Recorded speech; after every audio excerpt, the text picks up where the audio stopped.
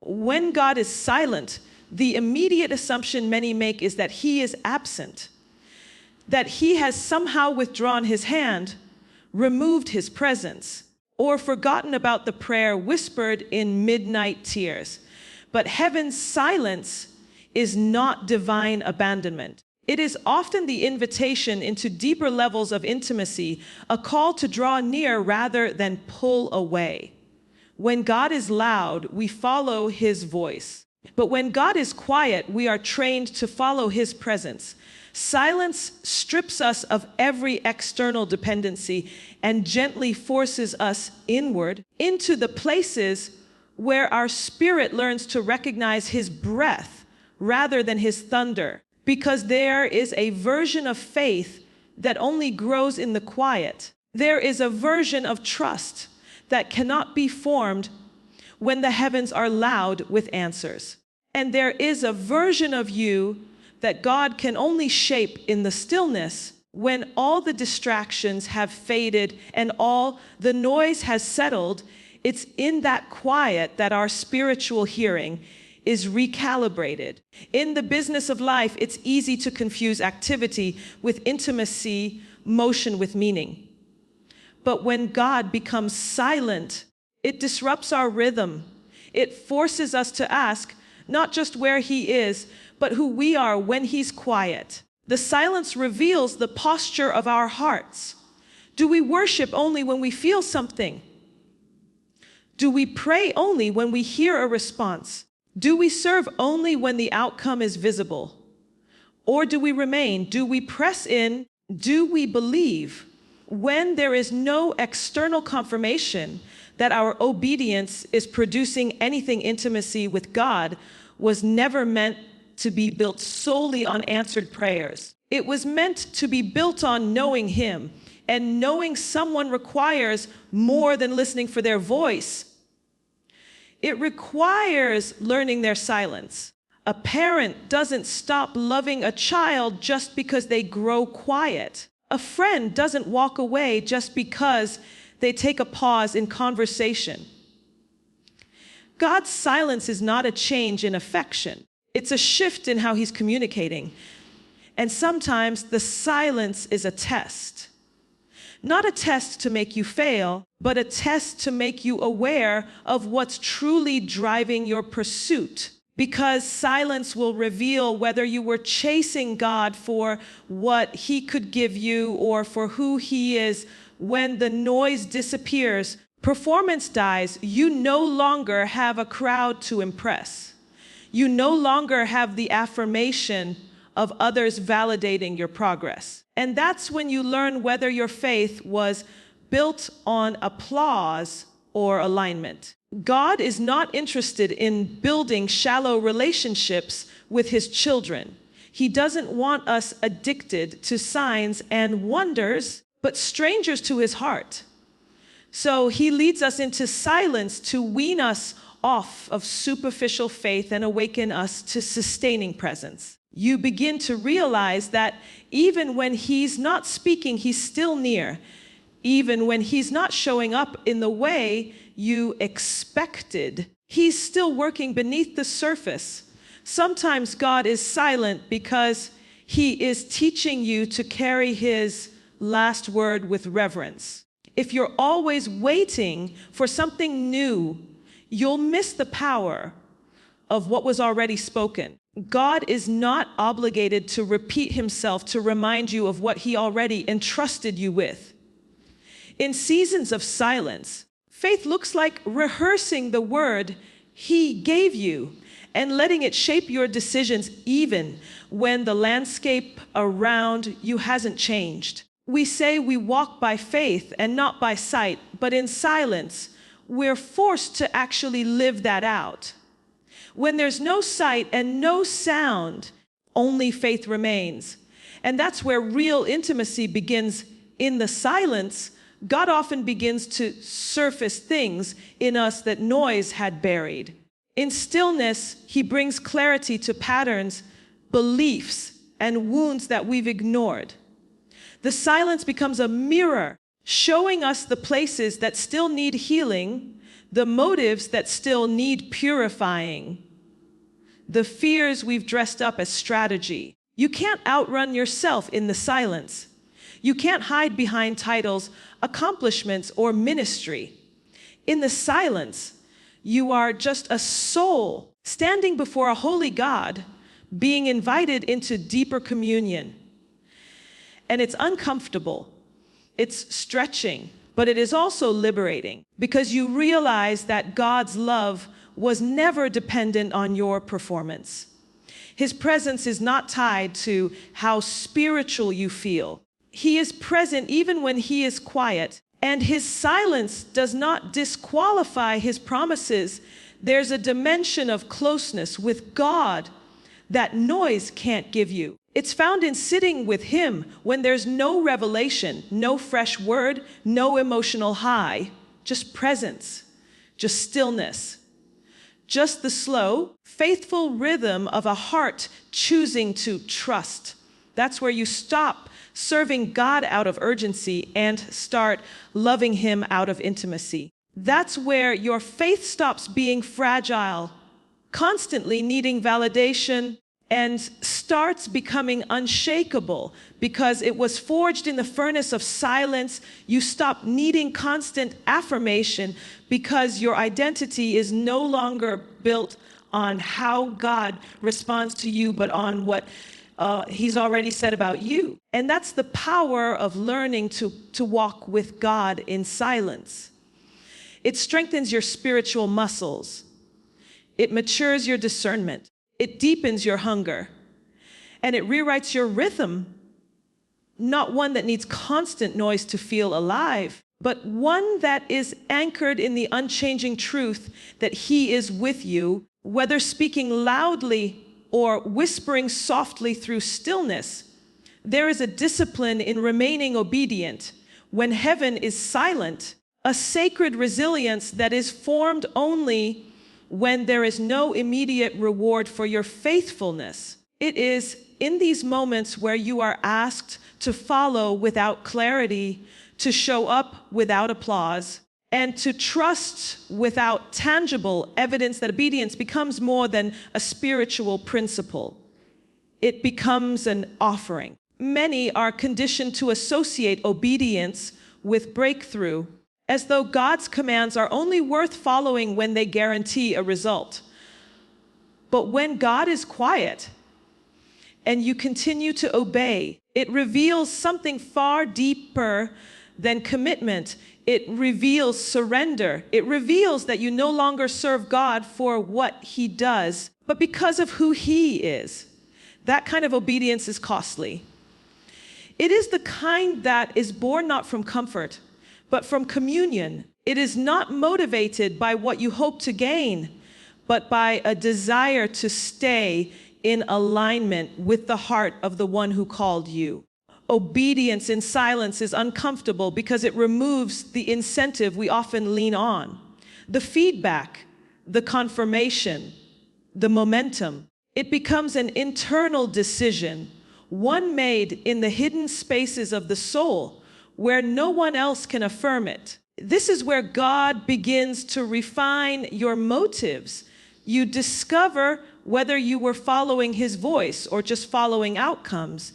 You see, outcomes can change, but God's nature doesn't. And when your obedience is rooted in his nature, not your desired result, it becomes immovable. The shaking of silence cannot uproot what is anchored in reverence. Silence strips away performance. It ends the cycle of needing God to constantly prove himself through open doors and answered prayers. Instead, you begin to see obedience as the gift, not the means to a gift. You begin to recognize that obeying God, even without clarity, even without confirmation, is itself a form of worship. In this space, obedience becomes slow, deliberate, and intentional. You're no longer rushing to act out of pressure or panic, but responding from a posture of trust. Even when the atmosphere around you doesn't shift, your posture does. And that's the kind of posture that heaven honors. It's the kind of obedience that requires you to hold on to what God said last, even when what you see now seems to contradict it. It's the obedience that says, even if nothing changes, I'm still going to show up. It's showing up to the assignment, to the calling, to the prayer room, not because you feel inspired, but because you are anchored. Obedience in silence is not passive, it's deeply active. It looks like choosing not to manipulate outcomes to escape the discomfort of waiting. It looks like resisting the urge to force open doors when God has not yet said move. It looks like managing your emotions with maturity, even when everything in you wants to give up. It looks like quiet acts of discipline that no one sees but God. And it's in those moments, those private acts of obedience, that your authority is established. Authority does not come from visibility. It comes from consistency. It comes from the moments where you wanted to walk away but stayed, where you wanted to stop believing but prayed, where you wanted to compromise but chose integrity instead. This kind of obedience can feel like dying, because in many ways it is. It's the death of your timeline, the death of your demand for control, the death of your need to be constantly affirmed. But in that death, something eternal is resurrected.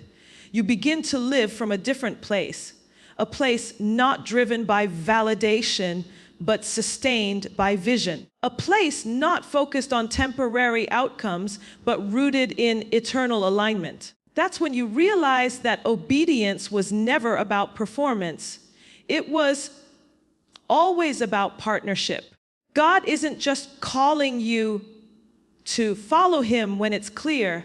He's calling you to walk with him when it's cloudy. He's asking if you'll stay in agreement with him when you don't yet understand the assignment. That's the essence of trust, not blind following, but intentional surrender. A choice to believe that even when the path is dark, the hand leading you is still trustworthy.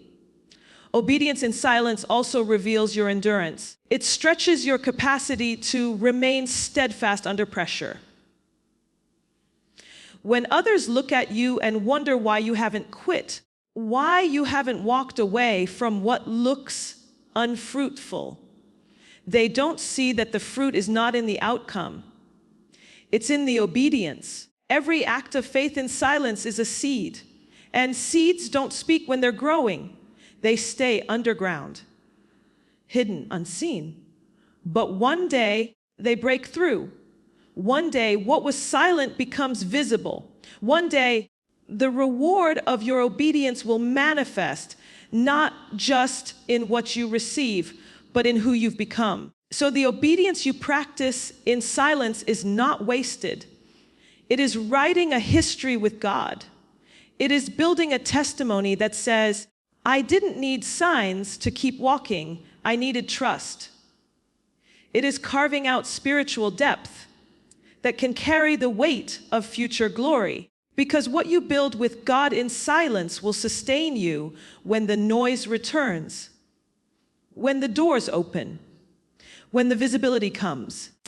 And if you've allowed obedience to shape you in the silence, you will be able to stand in the open without losing your soul to the crowd. You won't be performing, you'll be stewarding. You won't be reacting, you'll be responding, because the version of you who obeys in silence is the one God can trust in seasons of increase. And the path to that place always begins with a simple yes that echoes long after heaven goes quiet. Sometimes the most dangerous temptation is not the urge to disobey, but the urge to move ahead of God. When heaven is silent, we assume movement is better than waiting. We assume activity is better than trust. But rushing ahead of divine timing is often where confusion is birthed. It's easy to mislabel silence as inactivity and begin filling in the blanks ourselves, trying to force progress, trying to make something happen just so we don't feel stuck. But there is a kind of faith that looks like stillness, a kind of trust that manifests not in constant motion, but in intentional waiting. When you return to what God said last, even when it feels irrelevant, outdated, or delayed, you are positioning yourself to walk in step with Him, not ahead of Him. The last word from God is still power. His word doesn't expire just because our patience does. God is not bound by our urgency. He is bound to His truth. The problem is we're trained by culture to crave newness. A new word, a new vision, a new assignment. So when God isn't saying anything new, we assume something is wrong. But the reality is, repetition is divine. God doesn't just speak for inspiration, He speaks for instruction. And often, the last thing He said is the only thing we're supposed to carry. Repetition isn't a sign of delay, it's a sign of depth. The question isn't, what is God saying now? But have I really obeyed what He said then? Did I really internalize it, act on it, and allow it to change me?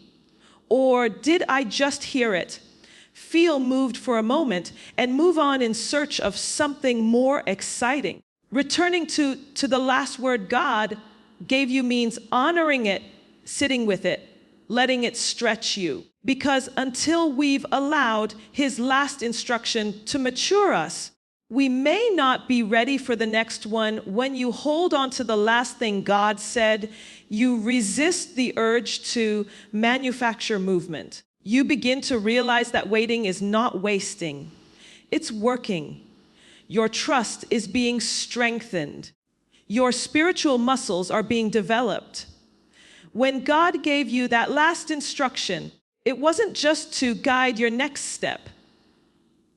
It was meant to sustain your next season. And the enemy knows that if he can make you doubt what God last said, he can make you delay what God is about to do.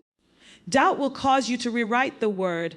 Fear will cause you to downgrade the promise. But faith says, even if it takes time, I will hold it as true. There's a weight that comes with the word of God. And not all of us are willing to carry that weight in silence. But if you can carry it when it's heavy, you'll be trusted with it. When it's visible, there's something sacred about returning to the last word because it reveals your maturity. It shows that your relationship with God is not based on emotional highs or constant novelty. It shows you're not addicted to the next, but faithful with the now. The Israelites had to learn how to follow God one instruction at a time. They didn't get the full map in the wilderness. They got daily manna, daily direction, pillar by day, fire by night. And many of us want God to give us the full blueprint when He's just saying, do the last thing I told you. And that's the training ground. That's where dependence is forged. Not in knowing the full plan, but in trusting the planner. Returning to the last word also helps recalibrate your focus. When silence stretches on, your mind begins to wander. Your emotions begin to spiral. You start comparing your journey to others. You start measuring your progress by worldly timelines. But the last word acts like a compass. It keeps you anchored in truth, not emotion. It reminds you what God said when you were clear, even when your current view is foggy. Because clarity doesn't always come from new information. It often comes from remembering, from revisiting the original moment when God spoke and letting that moment reaffirm your path. This discipline also keeps you from rushing into counterfeits. When you forget the last word, you become vulnerable to distraction. Opportunities start to look like assignments. Noise starts to feel like direction. But when you carry the last word with clarity, you know what to say yes to and what to decline. You can spot a detour before it becomes a delay. Because everything that looks good isn't God. And if the enemy can't destroy your calling, he'll try to detour it with false directions. That's why you have to guard the last word like a treasure. Write it down, meditate on it, pray over it. Let it renew your mind when doubt tries to creep in. There is something powerful about a person who can stay rooted in what God last said, even when it seems unfruitful. That kind of posture produces spiritual maturity. You stop needing constant signs and wonders and start walking in stillness and discernment. You begin to realize that consistency is more supernatural than sensationalism. It's not always about how loud God is speaking. It's about how well you steward what he already said. Because if we don't honor what we've already been given, we're not positioned to carry what's next. So returning to the last word is not a lack of faith. It's the evidence of it. It's a refusal to drift when God hasn't moved. It's a declaration that even when the sky is silent, the word is still alive. And that word is what sustains you, keeps you, corrects you, and ultimately guides you into the fulfillment of everything he promised. Holding that last word like it's fresh, walking in it like it's present, and trusting it like it's final is how you stay in alignment when nothing around you makes sense. Because in the silence, it's not about how much you hear. It's about how well you remember there is something incredibly revealing about silence. Not because of what it lacks, but because of what it exposes.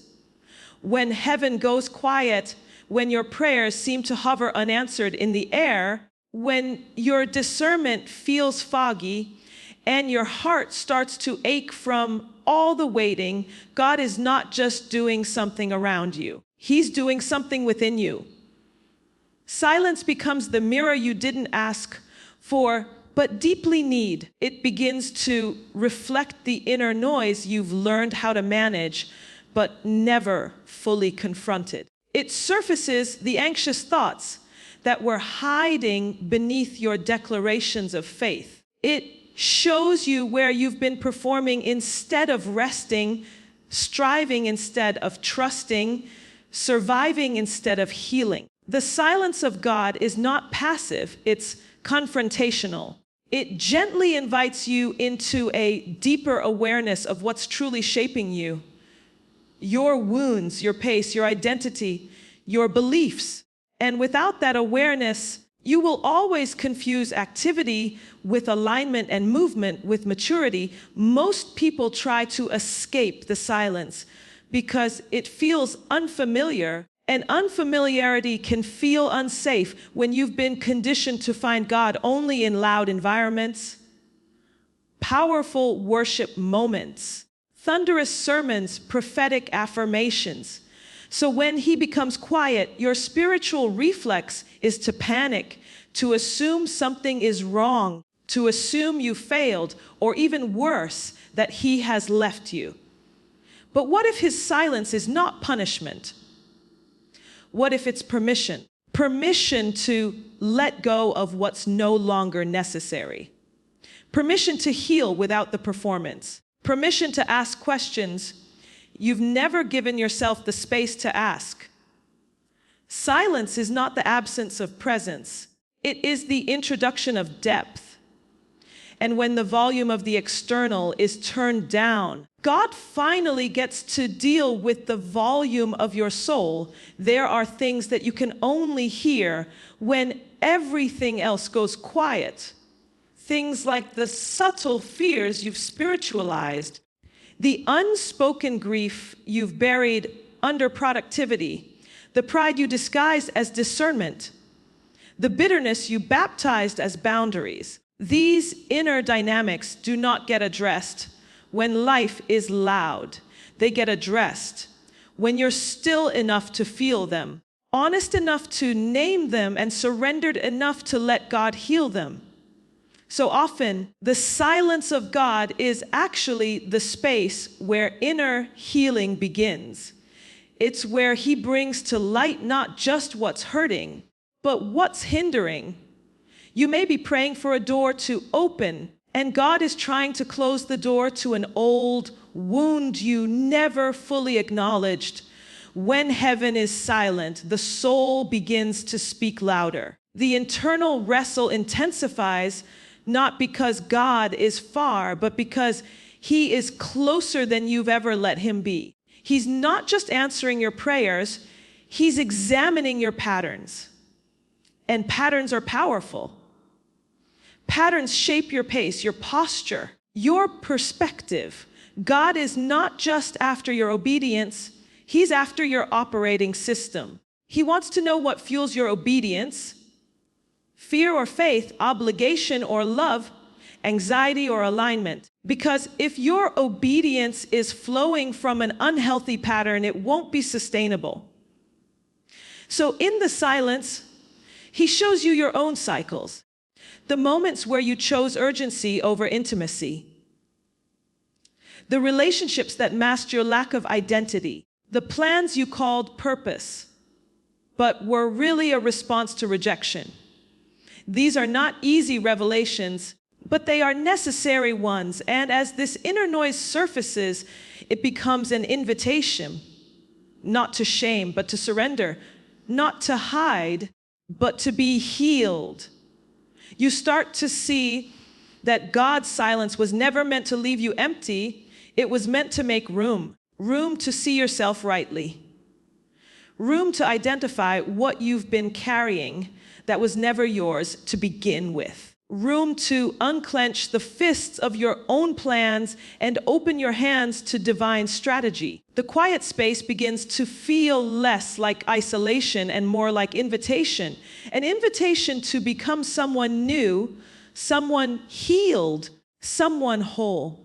Because God is not just trying to change your situation. He's trying to change the version of you that steps into that situation. So the next time silence comes, instead of running from it, press into it. Ask yourself what it's surfacing. Ask yourself what your disappointment is rooted in. Ask yourself if you've confused delay with denial. Ask yourself if your prayer life has become a negotiation or a communion. Because silence forces these kinds of questions to rise. And when you stop avoiding the questions, you start hearing the real answers. Not always the answers you want, but the answers you need. And sometimes the answer is not a solution. It's a transformation. God isn't just preparing the promise for you. He's preparing you for the promise. But He can't do that unless you slow down enough to let Him in. Silence slows you down. It exposes the hidden idols of business and control. It tears down the belief that doing equals becoming, and it invites you to simply be. Fully known, fully seen, fully loved. Even in your unfinished form, this kind of encounter doesn't happen in the crowd. It doesn't happen under the lights. It happens in the shadows, in the solitude, in the sacred stillness of God's presence, when no one else is around to validate it.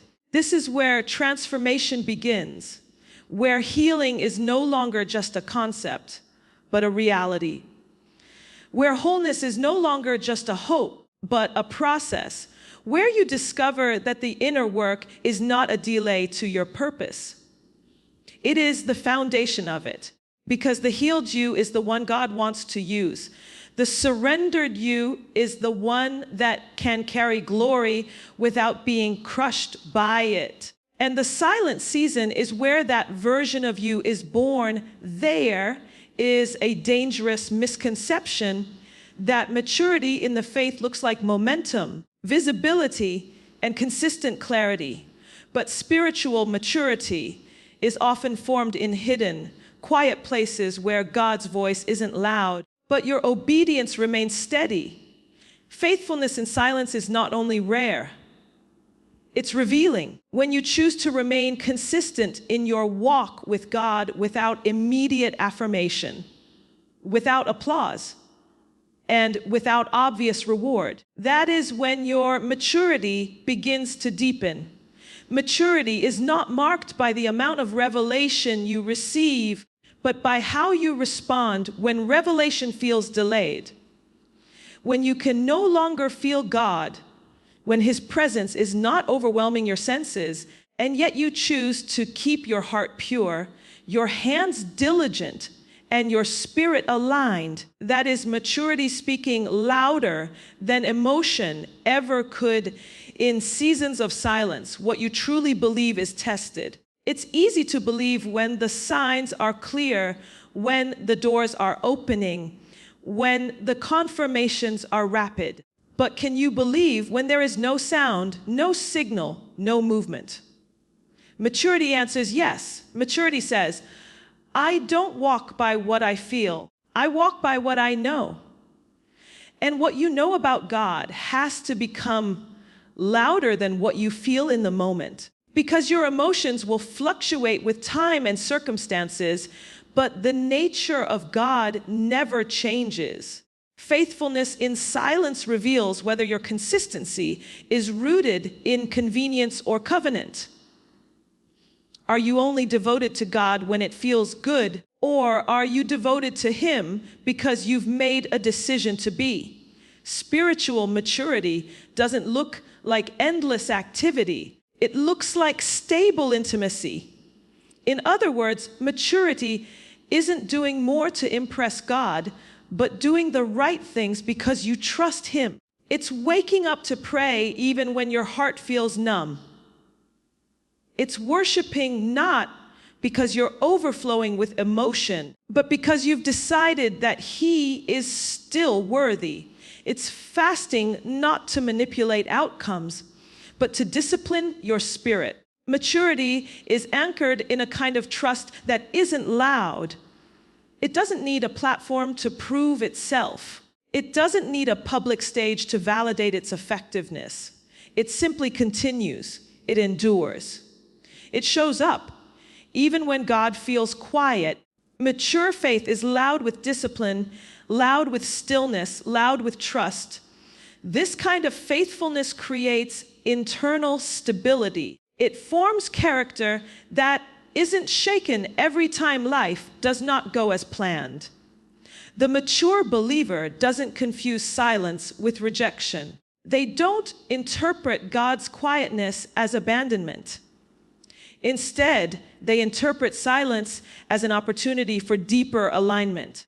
When God is silent, the immature react with panic, fear, and haste. The mature respond with reflection, prayer, and patience. And this is because maturity is not reactive. It is rooted. It doesn't sprint at the first sign of divine delay. It doesn't run to alternatives or distractions to ease the discomfort. Maturity stays. Maturity waits.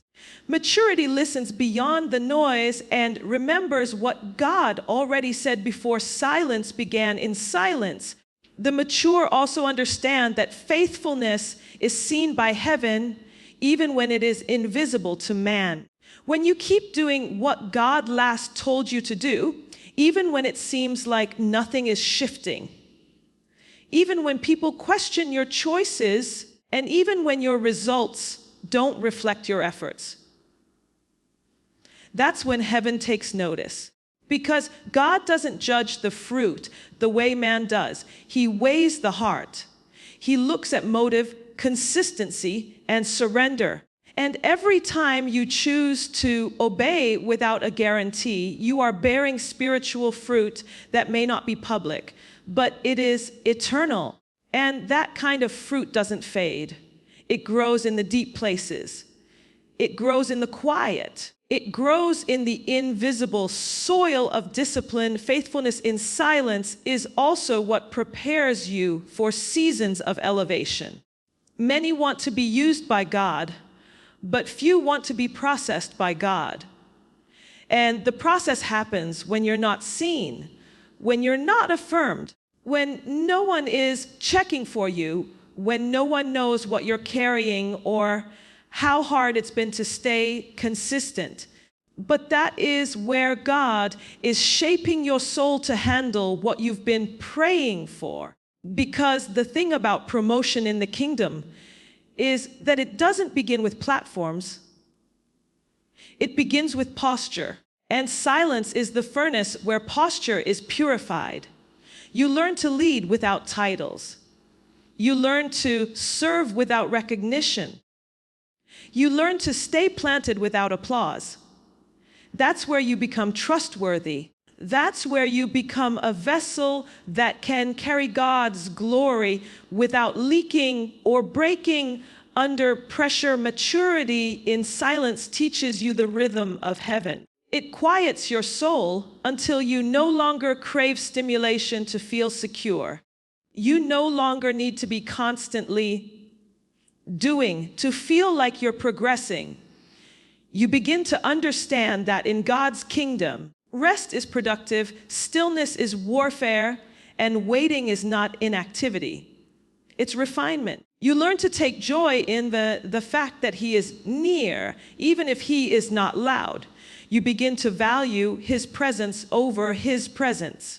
You stop measuring your spiritual life by external signs and start measuring it by internal peace, internal trust, and internal consistency. The world rewards hustle, but heaven honors holiness. The world looks for outward acceleration, but God looks for inward transformation. So when you remain faithful in silence, you are saying, God, I trust your character more than I crave clarity. I trust your presence more than I need proof. I trust your timing more than I trust my own ambition. That is what mature faith sounds like. It is quiet yet thunderous, unseen yet undeniable. It stands when others sit. It prays when others complain. It believes when others doubt. And all of it happens not in the spotlight, but in the silence, in the secret place, where maturity is measured not by noise, but by depth. There is a sacred strength in choosing to be faithful when you hear nothing, see nothing, and feel nothing. The kind of strength that is not forged in ease or excitement, but in the stillness of obedience when heaven is silent. It is in these quiet, uneventful moments where your spiritual foundation is tested and where real maturity is revealed. Because spiritual growth is not proven in how you react when you receive, but in how you remain when you don't. When there are no visible signs, when the doors remain closed, when the prayers feel unanswered, and yet you still worship, you still serve, you still show up, that is the evidence that your faith has roots. That is when your relationship with God is no longer based on emotion or outcomes, but covenant. And covenant does not waver with circumstances. Covenant holds firm in silence, in waiting, in mystery. There is a misconception that faithfulness must be constantly fueled by spiritual highs or prophetic words to be sustained. But true faithfulness is a decision, not a feeling. It's the inner resolve that says, even if I hear nothing today, even if I see no shift tomorrow, I will stay planted because I trust the one who planted me. You start to realize that you don't need constant affirmation when your identity is rooted in God's nature. You don't need to feel goosebumps in worship to believe He's present. You don't need to see immediate fruit to believe your obedience matters. because you understand that God's silence is never an indication of his absence. It's an invitation to deeper trust, a call to endure with joy, and an opportunity to be proven faithful when no one is watching. That kind of consistency is rare in a world that rewards visible progress and instant results. But the kingdom doesn't operate on performance. It honors perseverance. Heaven doesn't celebrate how loud you are when you start. It watches how surrendered you are when you're still in the middle. Maturity looks like finishing well, not just beginning with excitement. And the ones who finish are not those who felt something every day. They are the ones who chose to remain loyal even when their emotions weren't aligned. They are the ones who continued the assignment even when no one applauded. Because for them, faithfulness wasn't an accessory. It was their language. It wasn't just a part of their routine.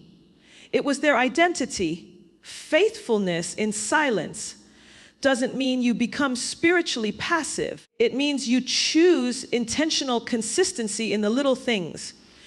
You continue praying even when your words feel hollow. You continue reading the word even when it doesn't feel fresh. You continue showing up in your calling even when it seems like nothing is shifting.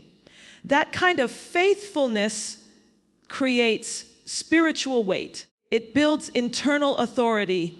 You begin to carry a kind of stability that is rare in unstable environments. People around you start to notice that you are not shaken by delays or discouraged by lack of visibility. You walk with a quiet confidence, not because everything is going your way, but because your foundation is secure.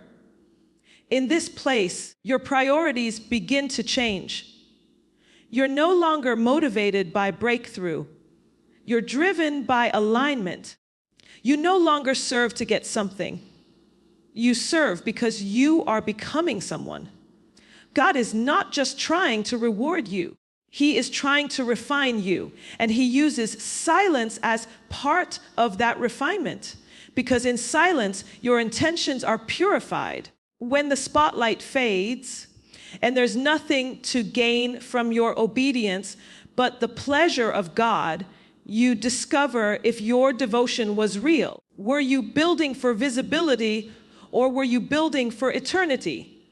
Were you chasing applause or chasing presence? Were you obeying to be seen or to be surrendered? These are the questions silence answers, not with words, but with how you live. When you remain faithful without feedback, you develop spiritual endurance. This is the endurance that Scripture speaks of. The ability to keep moving forward without fainting, to wait on the Lord with renewed strength.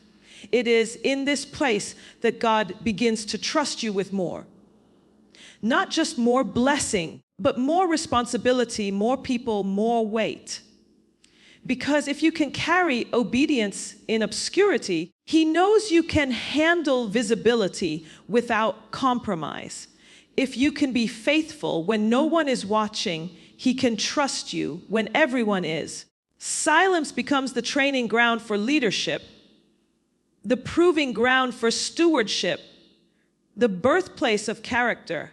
And the ones who pass that test are those who didn't quit when they felt unseen, unheard, or uncelebrated. There's something unshakable about a believer who has learned to walk with God in silence. They don't panic in stillness because they've learned that God's presence is not dependent on stimulation. They don't chase prophetic words to feel secure because they are grounded in the last word God gave them. They don't rush ahead of God because they've discovered that delay is not always denial. It's often development. This posture creates a spiritual legacy because your faithfulness in silence is never just about you. It is forming a foundation that others will stand on. Your children will be impacted by the prayers you kept praying in silence. Your future will be shaped by the integrity you maintained in private. Your influence will be protected by the character you forged when no one else was looking. Faithfulness in silence turns ordinary moments into sacred ones. The quiet mornings you chose to seek Him anyway. The mundane tasks you did with excellence as unto the Lord. The sacrifices you made when there was no guarantee of reward. These are not wasted. These are seeds planted in holy ground. And while the world may never applaud them, heaven records them. And in due time, what was cultivated in private will manifest in public, not for your glory, but for His. Because the one who can be trusted in silence is the one God can use in any season, in any sphere, in any situation, without the danger of pride, burnout, or compromise. Faithfulness in silence is not weakness. It is kingdom strength wrapped in humility, clothed in surrender, and rooted in unshakable trust.